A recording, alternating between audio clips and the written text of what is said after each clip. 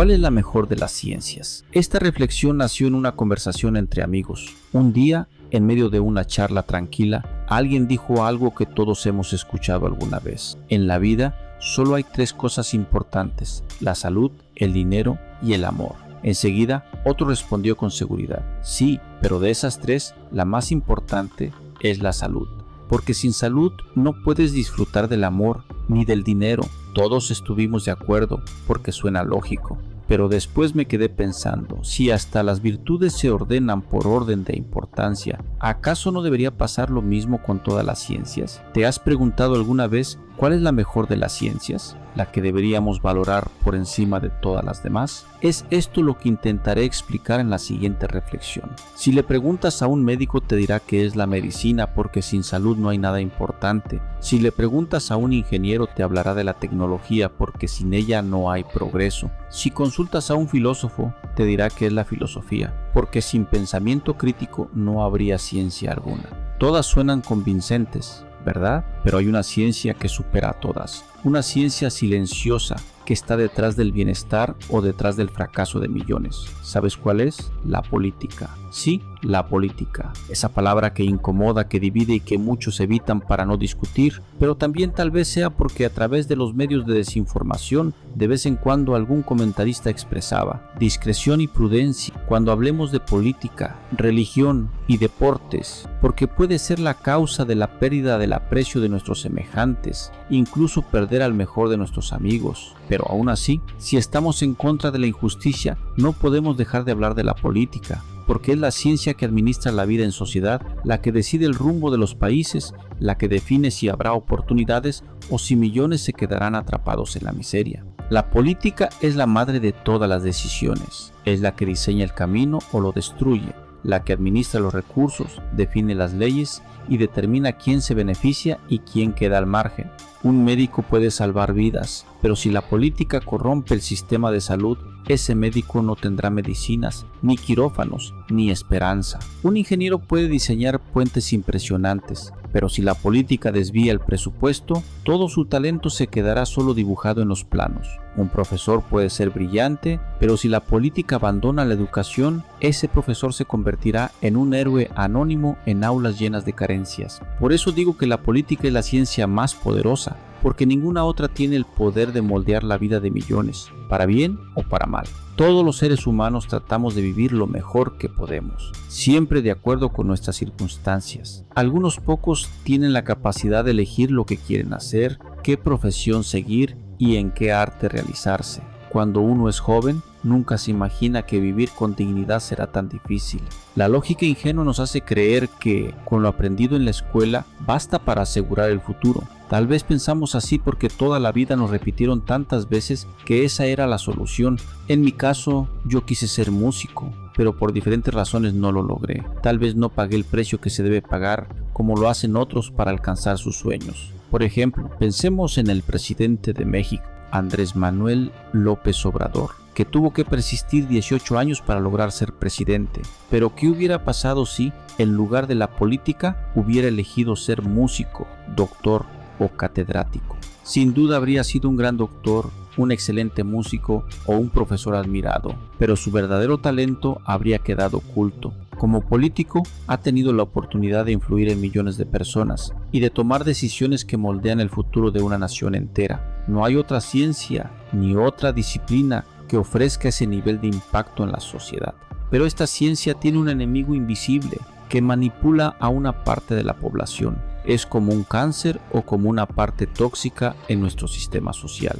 Existen mecanismos de desinformación y manipulación que operan desde quienes controlan la información que consumimos. Los medios oficiales, con una persistencia indefinida, crean una realidad distorsionada que condiciona la opinión de millones de personas. Esto no es nuevo. Desde que tengo memoria siempre ha existido una campaña de desinformación, silenciosa pero constante. Son los mismos mecanismos que de un país a otro manipulan nuestra opinión y con la insistencia de sus noticias nos dicen qué creer y qué no creer.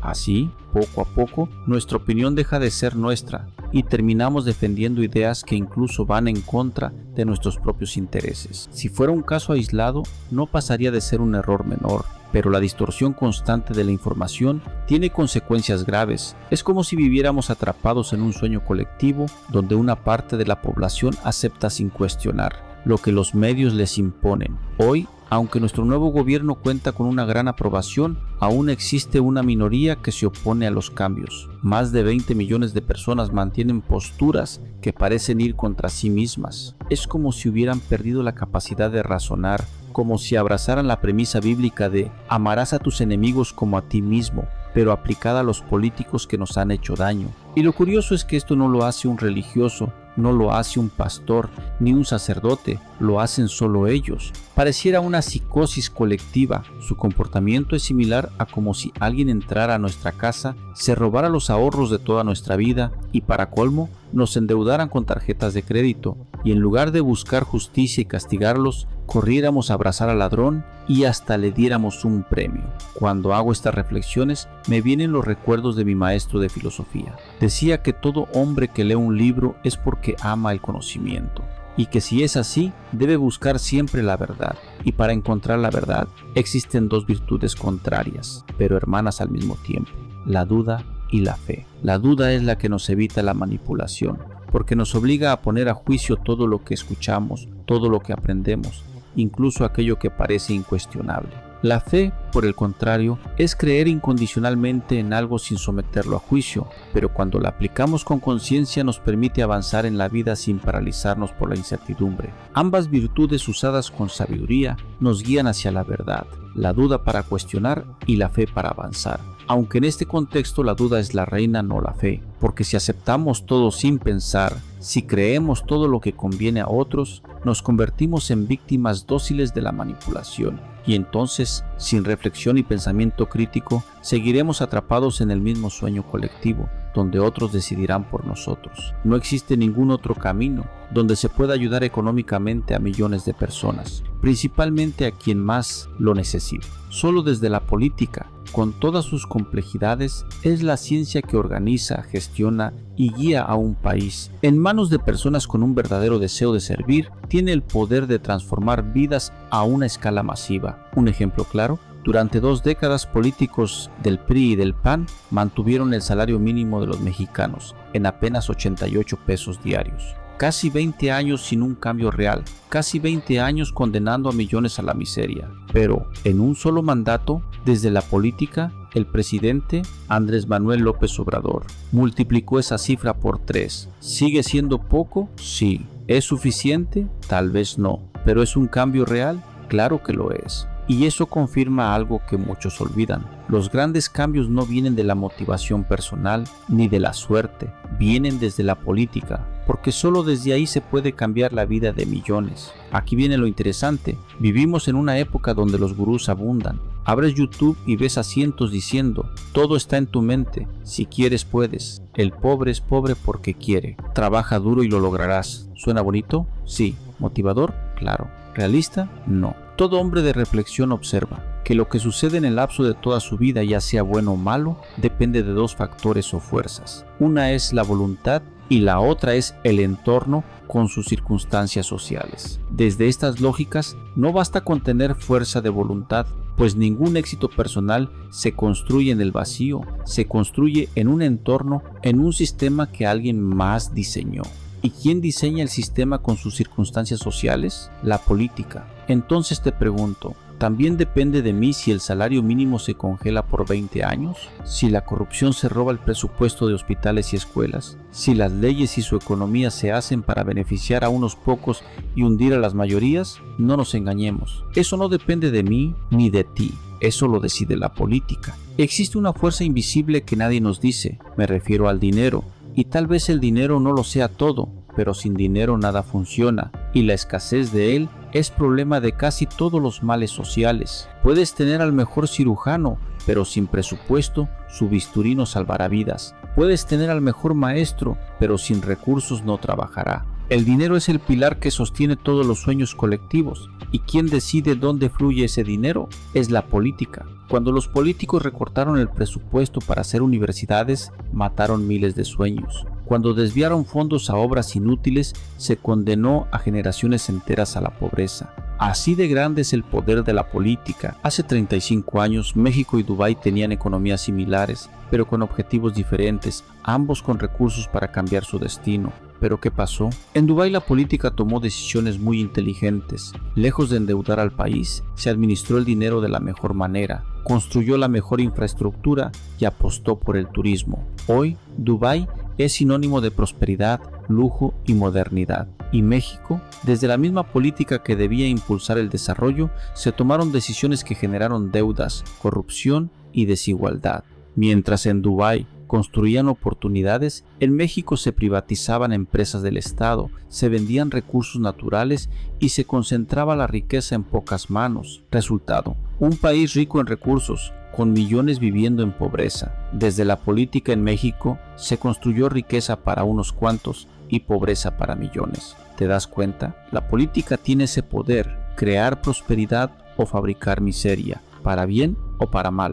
Desde las malas decisiones de la política hasta los mejores libros de motivación personal se vuelven inútiles, porque no importa cuántas frases repitas y decretes, ni importa el santo que le reces, ni las limpias que te hagas. Si el sistema bloquea las oportunidades, la riqueza no llega. El soñador puede esforzarse y trabajar 16 horas diarias, pero si nada cambia en la estructura, su esfuerzo se convierte en frustración. Así que no nos engañemos, los sueños individuales son frágiles cuando la política trabaja en contra. Escucho decir que Singapur es un país muy pequeño, sin petróleo, sin grandes recursos naturales, y que hoy es uno de los lugares más ricos del planeta. ¿Por qué? Porque la política entendió que el recurso más valioso es la inteligencia y el trabajo colectivo. Y nosotros, mientras ellos apostaban por el futuro, nuestros políticos hipotecaban el presente para beneficiar a unos cuantos. Vivimos en un sistema que nos programa para no cuestionar. Desde niños nos enseñaron a memorizar, no a pensar, a creer sin cuestionar, y a eso le llamaron formación. Pero la intención era otra: ajustar la mente de todos a un molde preestablecido. ¿Te suena familiar? Es un sueño colectivo donde creemos que somos libres, pero en realidad jugamos un papel en un guión escrito hace décadas. ¿Quieres un ejemplo? Nos enseñan que estudiar garantiza un buen futuro, pero ¿qué pasa cuando el sistema económico está diseñado para pagar salarios miserables? ¿Qué pasa cuando la estructura premia la sumisión y castiga la creatividad? Ahí es donde la motivación muere y el conformismo se normaliza. ¿Cómo romper el ciclo? Si queremos cambiar esta realidad, no basta con tener motivación. Hace falta conciencia, hace falta reflexión, hace falta sentido común y pensamiento crítico. Hoy es el tiempo de utilizar nuestro libre albedrío y nuestros propios razonamientos, porque el verdadero enemigo no es la pobreza en sí misma, es la aceptación de la manipulación que permite que la pobreza se perpetúe. Necesitamos aprender a cuestionar, a exigir rendición de cuentas, a participar en las decisiones que nos afectan. Si algo debemos entender hoy es que la política no es un tema ajeno, define tu vida, la mía, la de todos. Por eso, si queremos cambiar el destino, necesitamos exigir, participar, reflexionar y despertar. Porque, aunque parezca mentira, la verdadera libertad comienza cuando entendemos cómo funciona el sistema, porque sin conciencia, hasta el más sabio vive encadenado. Imagina que Sócrates regresara a la vida y se encontrara con un político, un hombre que ha gobernado un país y que presume un título de la universidad más famosa, Harvard, la misma escuela donde se formaron muchos de los presidentes corruptos de México. Sócrates lo mira con serenidad y le pregunta: dime, ¿quién eres? El político sonríe y responde: soy licenciado, tengo una maestría en administración pública, he estudiado en Harvard y he sido un gran político de mi nación. Sócrates lo escucha con calma y entonces comienza el verdadero examen. Si administrar un país fuera como administrar la empresa del hombre más rico de México, y después de 6 años de tu trabajo, esa empresa termina con pérdidas en vez de ganancias, ¿crees que serías considerado un buen empleado o un empleado fracasado? El político guarda silencio. Sócrates continúa: si el país que gobernaste terminó peor de lo que lo recibiste, si hubo más pobreza, más deuda, más corrupción, ¿deberías sentirte exitoso o avergonzado? Si fueras un empleado de cualquier empresa y en lugar de dejar utilidades dejaste quiebras, ¿te darían un premio o te despedirían sin dudarlo?